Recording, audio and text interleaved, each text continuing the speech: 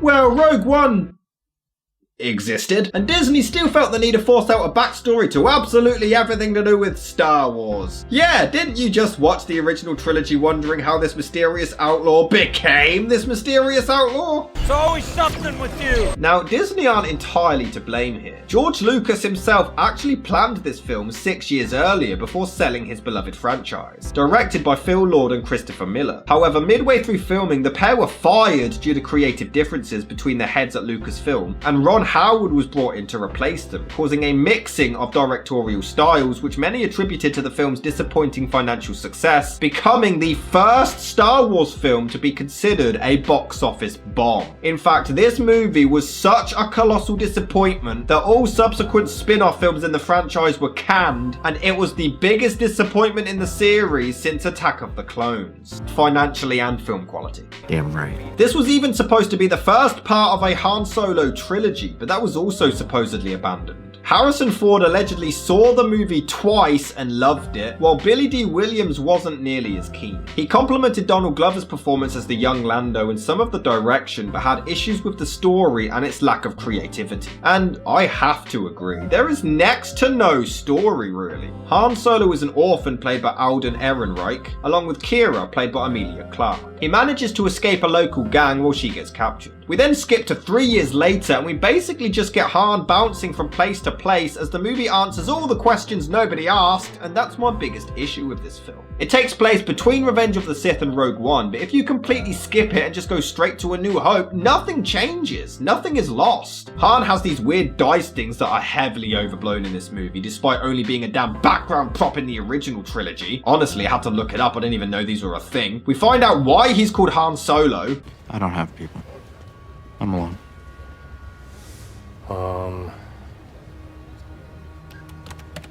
Solo? His name is Solo! Do you really think we needed an explanation as to why a loner is called Solo? Coming up next, a backstory. Why is he called the Cowardly Lion? That's not gonna happen. He gets thrown in a dungeon to be eaten by Chewbacca, who hasn't eaten for 3 days, and for no logical reason whatsoever he doesn't eat him, and that's how they meet. And you know, for a movie that seems to answer everything and show all of his character traits, they never actually show how he learns to speak Wookiee. I mean, that could have been interesting, but no, he already speaks it. I mean, I guess it's a little charming as they communicate together in Wookiee language to plan an escape. We also find out why he calls him Chewie, because apparently shortening Chewbacca to Chewie is just too complicated. We need an explanation. Chewbacca?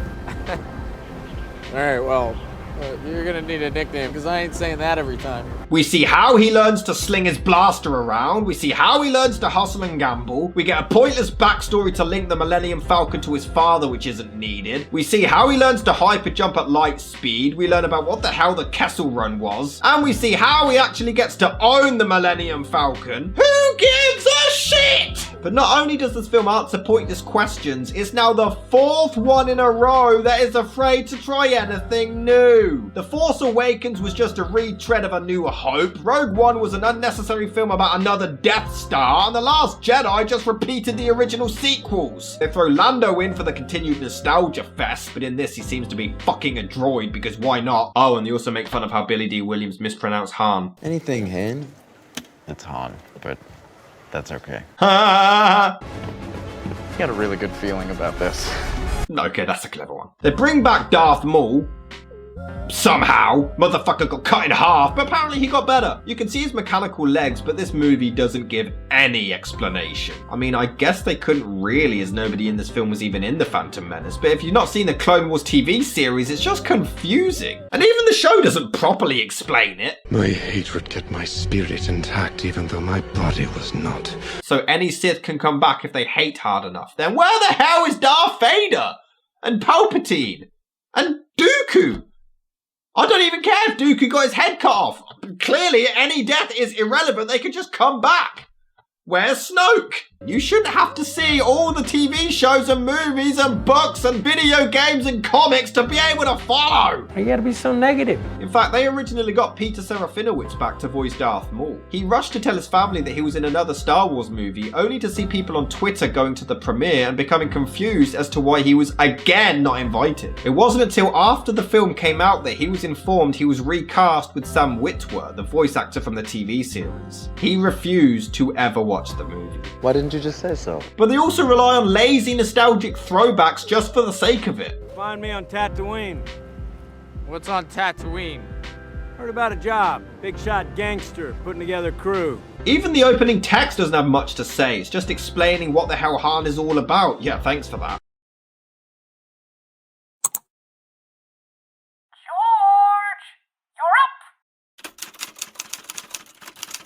What a night I had. I mean, you're not gonna believe it. You'll believe it, but, We're gonna milk this old bastard until he drops dead. Huh? But hey, at least they got the audience's reaction right. I'm Han.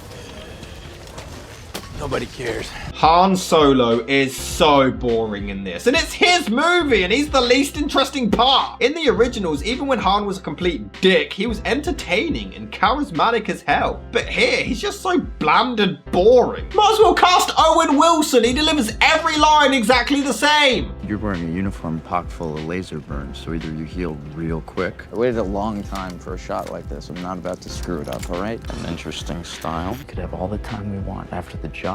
You and I. You know you're wrong about one thing. Even in life or death situations, he's boring. Watch me. How? Take a shortcut. Through there. Into the maelstrom. He looks like Woody Harrelson's annoying younger brother who he just had to bring along because their parents made him. Sorry.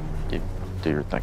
The change of directors is also painfully obvious. The movie starts with this ugly dark blue and it's just miserable to look at. And when it's not blue, it's either miserable brown or grey. The cinematography for this film is so ugly. Even when there's intense action going on, it is so difficult to get invested because you either can't see what the fuck is happening on the screen or you're just not invested because of the awful colour textures. Did they not realise that there are other colours available? What? No, I can actually see what's happening. Go back to the... That's better. Halfway through, the movie does change and gets a bit more colourful, but then towards the end, it goes right back to the ugliness. So clearly the directors all had a very different image of where this usually colourful and exciting sci-fi franchise was supposed to go. Most of the movie is dull and bland looking. The first time we see the iconic Millennium Falcon is so underwhelming because of how crap the shot looks. There's this opening sequence where Han confronts this giant worm thing, and it's meant to be chilling, but it looks hilarious. It looks more like something out of the Garbage Pail Kids, not Star Wars, and she sounds like that old lady from the Labyrinth. So you expect me to believe that you walked away with nothing? Oh, you're a little bunny rabbit. You like your little bunny rabbit, don't you? Yes, yes, yes. There you go. Oh, and he has to outsmart the worm, but Han Solo, one of the coolest characters in history, makes it look like a Goosebumps episode. This is a thermal detonator that I just armed. That's a rock. No, it's not. Yes, it is. And you just made a clicking sound with your mouth. This is so painful. They're trying desperately to be funny and failing. This movie made me laugh once. Just once. I'm gonna go check on the dampers. You need anything? Equal rights?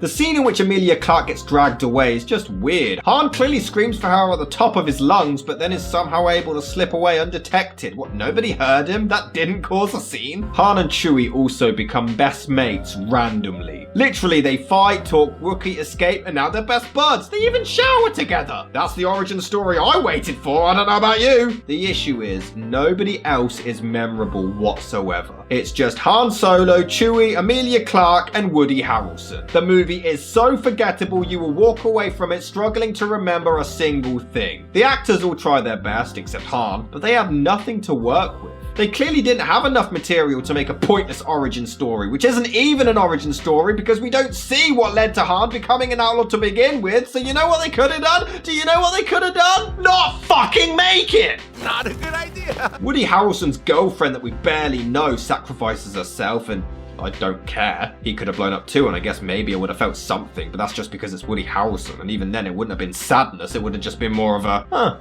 Trust me, I know I made a mistake. Look at this. Didn't they learn their lesson from the holiday special? And of course, he somehow bumps into Amelia Clarke again. What the fuck are the odds? In a galaxy this big? They even put everything on hold to have a game of space poker, and it goes on for so long. They actually have enough time for this? And there's not much suspense or interest because the audience don't know the rules of the game, so this seems entirely pointless. You want to know how I've survived as long as I have?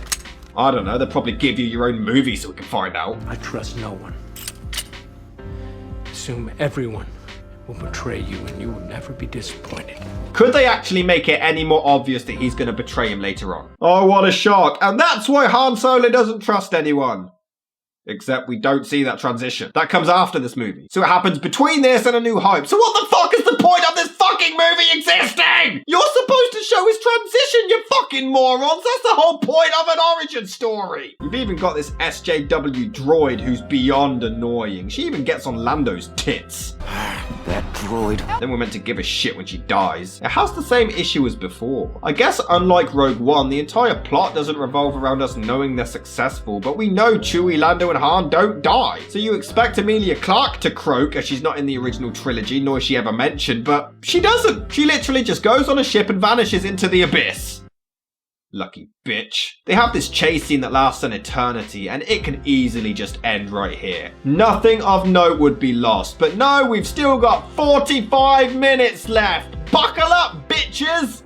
You know, I'm not the kid you knew on Corellia anymore, Kira. Can they please stop using this line to initiate awful relationships? They do try to get as much exposition in as possible, but the movie has been such an unnecessary drag. Do you really give a shit about anything they're saying at this point? The fascinating thing is what Ron Howard said about this project. Was it an exciting challenge to come in and sort of pick it up? It was an exciting challenge. Of course, I wouldn't have done it if I didn't really believe in the story. What fucking story? The stupid thing about Harrison betraying Han is the fact that he actually tries to justify it. Come on, don't look at me like that. You weren't paying attention. I told you don't trust anybody. If I tell you I'm going to slap you in the face, you can't be upset or annoyed when I slap you in the face. And it never ends. How do they stretch a movie about nothing to fucking 2 hours? The movie is awful. It's pointless, it's boring, it feels the need to explain everything. Who asked for this? Who genuinely asked for this? Origin story should be reserved for the characters who could be interesting to learn about, like Yoda or Obi-Wan. Obi-Wan goes through a huge transition between trilogies. That's interesting to see. Han Solo was mysterious. There was no need for this, but if you absolutely have to because of the money, at least come up with something worthwhile. This is ugly to look at, boring, and a drag. Just skip it and you won't miss a fucking thing.